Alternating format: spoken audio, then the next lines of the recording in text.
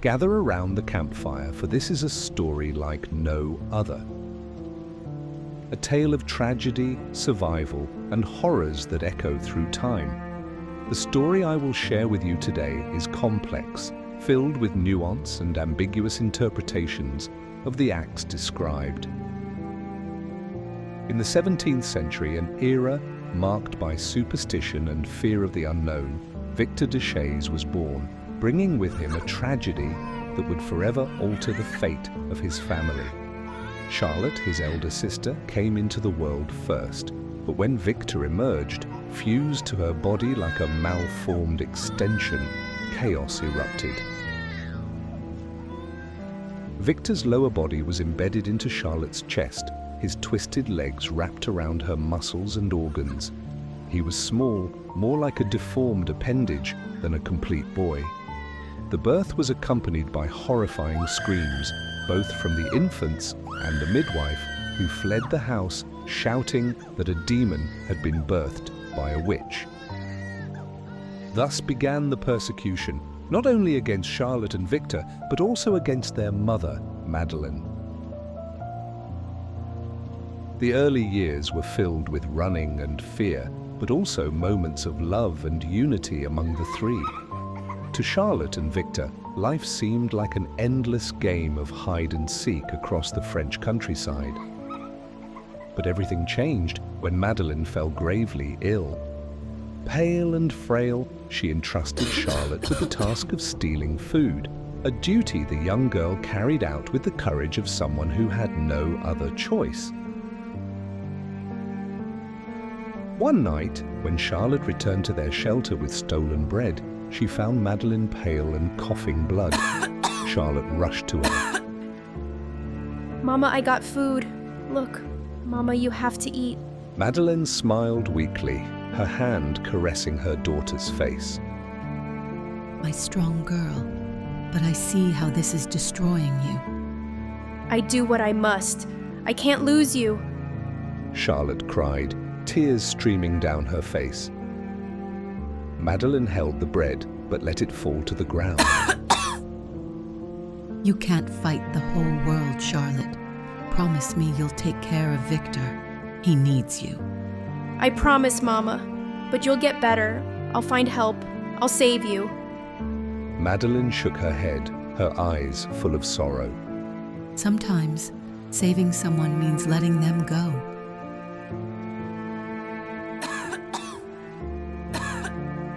One night, their final tragedy struck.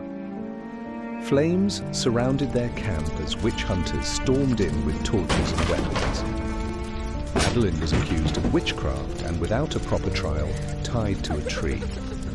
Charlotte and Victor were forced to watch as their mother was burned alive. Madeleine's screams turned to agonizing silence, leaving behind only the nauseating smell of burning flesh and the sight of ashes. As the witch hunters surrounded Madeleine, Victor, still small, whispered to Charlotte. Why are they doing this to us? Charlotte gripped his tiny hand tightly. Because they fear what they don't understand. But we will survive. I promise you. Victor looked up at his sister, his eyes brimming with tears. Even if Mama doesn't come with us? Charlotte hesitated, but replied firmly. Even then, Victor, we'll survive. For her. Captured by a secret cult, the twins spent years subjected to cruel experiments and incomprehensible rituals. The cultists believed that Victor and Charlotte were the key to powers beyond human understanding. Charlotte, once a frightened child, became a hardened young woman filled with hatred, determined to protect her brother at all costs. One night, after an especially painful ritual, Charlotte looked at Victor, his small body trembling in pain. She knelt beside him, cradling his face gently. Victor, they're the monsters. We're special. And I'll get you out of here, I swear. When one final experiment threatened to separate them forever, Charlotte acted.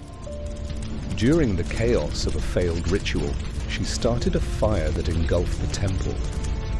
Running through flames and smoke, she finally escaped into the forest. But when she looked at Victor, she realized he was motionless, dead. As the fire consumed the temple, Charlotte ran, carrying Victor in her arms. He opened his eyes weakly and took one final breath. Charlotte stopped, tears streaming down her face as the fire roared around them. Victor, please, stay with me. You're all I have left. Victor smiled faintly, his face pale, and then he was gone. Charlotte screamed, a sound of pure agony that echoed through the forest.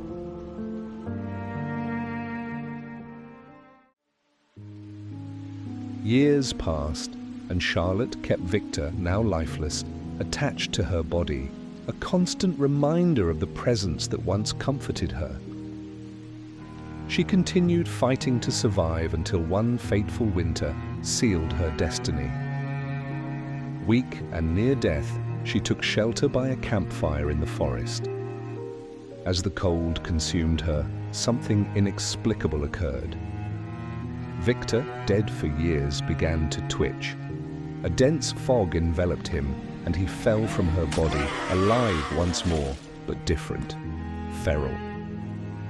Charlotte tried to follow him through the forest, but the fog was relentless. In the distance, she saw a hooded figure grab Victor and drag him into the mist. With a furious scream, Charlotte charged forward, her scythe in hand, ready to kill anyone who threatened her brother. But the fog was more than just fog. It was alive, pulsating with a dark power. And so, Charlotte was consumed, pulled into a world where horror never ends, and the fight for survival is eternal. Sometimes, saving someone means letting them go. Can killers and thieves have genuine reasons for committing heinous acts? Is there a trace of humanity in such deeds? One thing is certain. The entity watches, waiting for even the weakest to find the right motivation to bind them to a life of servitude.